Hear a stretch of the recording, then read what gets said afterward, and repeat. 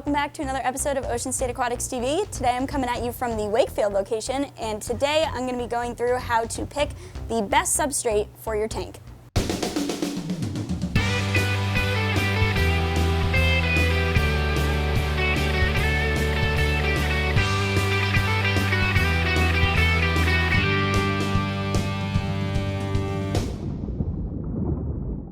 The substrate that you end up choosing is going to highly depend on what you want to do in your tank. Whether you want to do bottom feeders, if you want to do live plants, geophagus, or earth eaters, or axolotls, or anything in between, it's always a good idea to have a general idea of what you want to do in your tank before picking the substrate that you want to go with.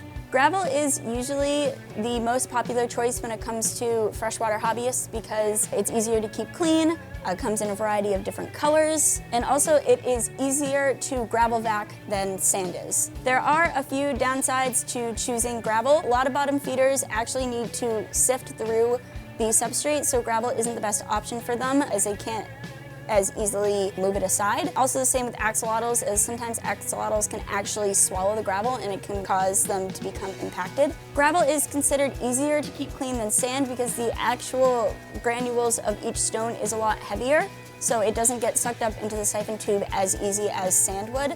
So it's a little bit easier for the beginner hobbyists to keep that clean. A downside about the granules being heavier is that they don't sit together as densely, so a lot of detritus can actually fall down below the gravel, and that can make it harder to know where the waste is to siphon it out of the aquarium. Sand is a more popular choice for people that want to make their aquarium look a little bit more natural. It does a better job of mimicking the natural environment of rivers and ponds and lakes where fish naturally come from. Sand is also better for bottom feeders and earth eaters, like I said before, because it is a little bit more softer so they can sift through it. Earth eaters and geophagus can actually pick it up in their mouth and sift through it to eat the microorganisms that actually live inside the sand bed.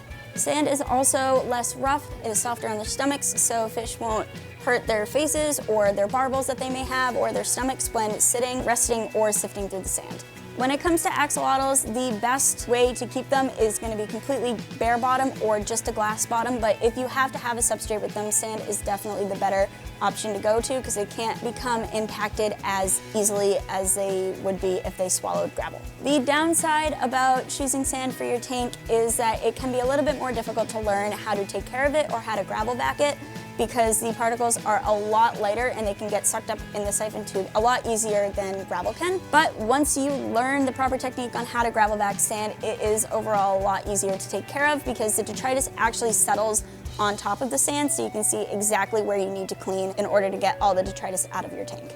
Another downside of choosing sand is since the particles are so small, they sit so densely close together, so sometimes they are not the best for a planted aquarium, as the roots of your plants cannot get the necessary oxygen and nutrients that they need. When deciding between sand and gravel for a planted tank, gravel usually is the better option to go, but it's always better to just choose a planted substrate. There are many varieties of different plant substrates that we offer here at Ocean State Aquatics that will be phenomenal for a planted tank, such as different varieties of aquasolums, sands, and gravels, all depending on the aesthetic properties that you are looking for to achieve in your tank. Plant substrates can either be capped with sand or capped with gravel, or they can use just by themselves or mixed with each other depending on what you are aiming for your tank.